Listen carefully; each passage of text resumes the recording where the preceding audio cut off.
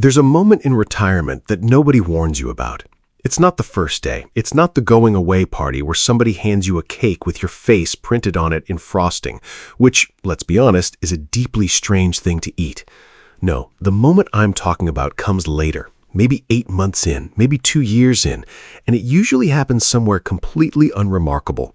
You're standing in your kitchen at 10:15 on a Tuesday morning, holding a cup of coffee that's gone slightly cold because you got distracted watching a squirrel try to defeat your bird feeder.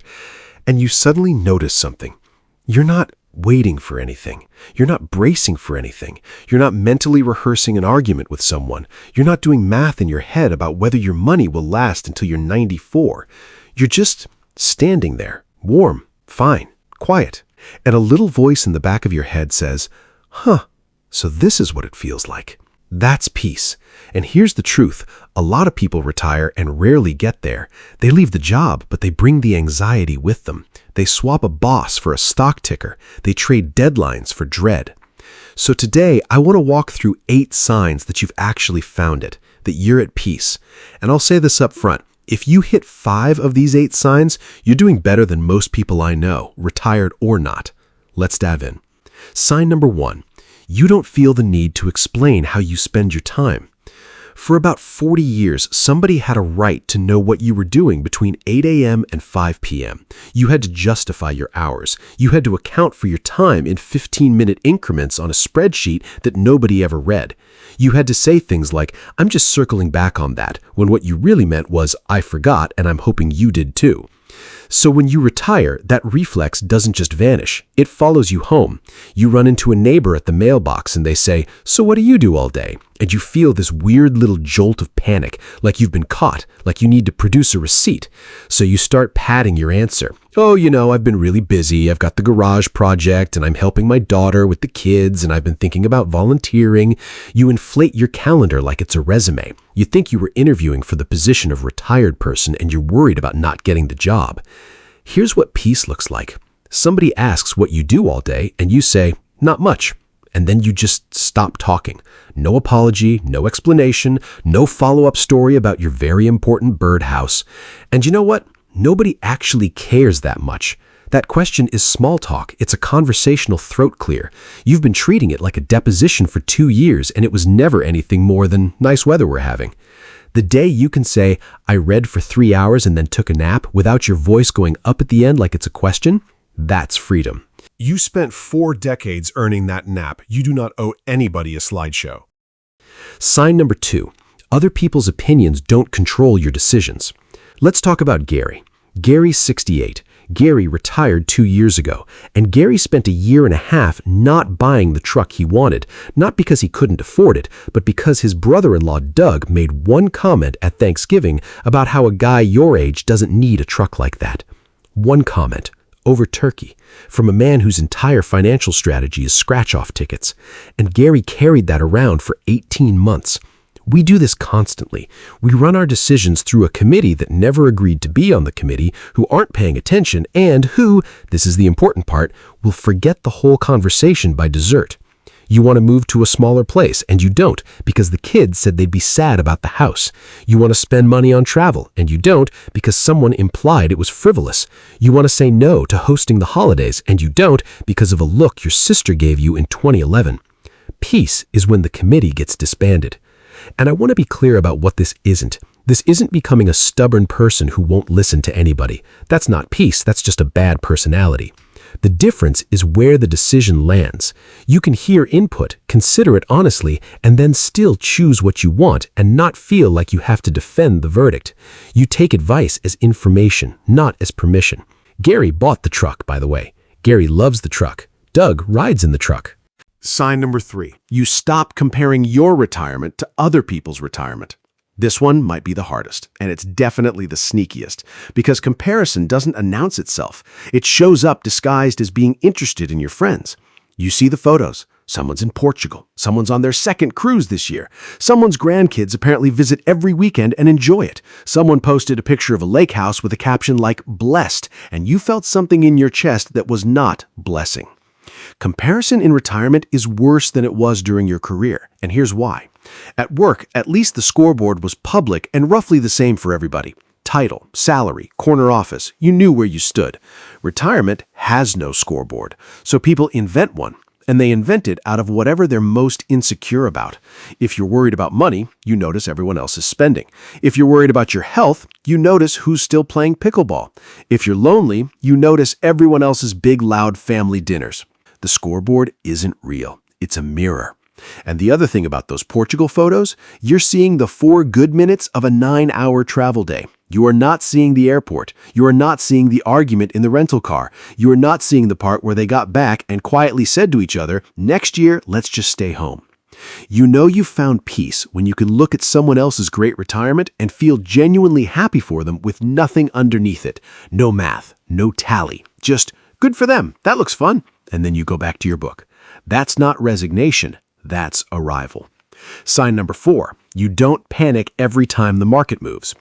Let's talk about the number that runs some people's entire emotional life. You know the type, and maybe you've been the type. The market drops 2% and their whole day is ruined. They check the balance before they check the weather. They've got the app on the home screen. They can tell you exactly what the S&P did on a random Thursday in March, but they can't tell you what they had for dinner last night. Here's the thing that's really going on there, and it isn't about money. That constant checking isn't investing. It's reassurance seeking. It's the financial version of getting up 3 times to make sure the front door is locked. And it never works because the reassurance wears off in about 40 minutes and then you need another hit.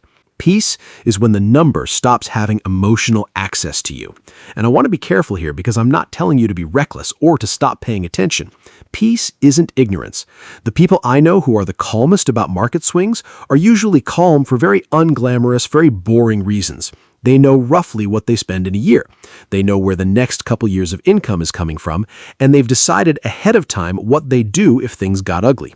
That's it. That's the whole secret. Their calm isn't a personality trait. It's a byproduct of actually doing the homework. If you have a plan you understand and can explain to another human being in about 2 minutes, the daily noise turns into weather. Some days it rains. You don't take the rain personally. The tell is simple. A rough week happens in the market and you find out about it 2 days later from a headline, and your reaction is a mild, "huh," followed by absolutely nothing. No phone call, no spreadsheet, no 2 a.m. ceiling staring session. If that's you, you've won something a lot of very wealthy people never win. Sign number 5, you have fewer relationships but better ones. Retirement thins the herd, and it does it fast. Roughly 90 days after your last day, you find out something a little humbling. A lot of your friendships were logistics. They weren't built on affection. They were built on proximity and a shared complaint about the parking situation. Those don't survive. You'll say, "We should get lunch," maybe twice, and then it dissolves quietly, and both of you are secretly a little relieved. That stings for a while, and then something better happens. What's left over is the real stuff, and the real stuff gets deeper because now you have something you never had before, unstructured time. You can have a 3-hour conversation on a Wednesday. You can drive 4 hours to see somebody for no reason. You can sit with a friend who's going through something hard and not be checking the clock. The number goes down, the quality goes way up. And you notice this in a specific way. You stop dreading plans. That's the sign. When your calendar is full of obligation friendships, you feel that low-level dread when something's coming up. The thing where you're half hoping they cancel. Peace is when you look at what's on the calendar and think, "Oh, good. I actually want to do that." 4 people you can call at 11 p.m. is a wealthy life. 40 acquaintances who like your posts is a lonely one that looks busy. If you've made that trade, even accidentally, even a little sadly, you've traded up. Sign number 6, you don't need every day to be productive. This might be the one that takes the longest because you didn't develop this habit at your job. You developed it at about age 6 and then spent 60 years reinforcing it. You were raised on the idea that a day has to yield something. There should be evidence, a finished thing, a checked box. And if the day passes and you can't point to a result, you feel this low hum of guilt like you got away with something and somebody's going to find out. So new retirees invent work. They overschedule, they take on committee positions they don't want. They turn hobbies into small businesses within about 90 days because a hobby feels indulgent, but a side business feels legitimate. I watched a guy turn woodworking into a job he complained about. Same stress, worse pay, and now the garage smelled of resentment. Peace is when you can have a day that produces nothing and feel completely fine about it. You wake up, you're slow. You read a little, you take a walk, you fall asleep in a chair at 2 p.m. like some kind of house cat, you make dinner, you go to bed. Nothing happened, nothing was accomplished, and the day was good. That's not laziness. Rest is only lazy if you're avoiding something. If you're not avoiding anything, rest is just rest. Now, I'd add one honest caveat because I don't want to oversell this. Zero structure makes most people miserable. There's a real difference between I have nothing I have to do and I have nothing that matters to me. The first is peace. The second is drift, and drift feels awful. Sign number 7. You think less about the past. Everybody carries a highlight reel and a blooper reel out of a career. The blooper reel is the one that plays at 3 a.m., the promotion that went to somebody else, the business you almost started, the house you should have bought in '98 for what a car costs now, the thing you said to your kid in 1994 that you can still hear in your own voice. And the highlight reel is honestly just as dangerous, because that's the one where you were somebody, where people needed you and your opinion moved things, and you had a title that meant something at a party. Both of those reels are a way of living somewhere other than here. You know you found peace when the past becomes something you visit instead of something you live in. You can tell the old stories and enjoy them. You can miss people without falling into the missing. Regret shows up. You look at it for a second, you go, yeah, that was a bad one, and then you go make lunch. The person you were at 52 doesn't need defending anymore. He doesn't need explaining or ranking or beating. He did what he could with what he knew. He's fine. He's off the clock. And here's the practical reason this matters more than it sounds. Every hour spent relitigating 1994 is an hour of actual life you're spending on something that has already been decided.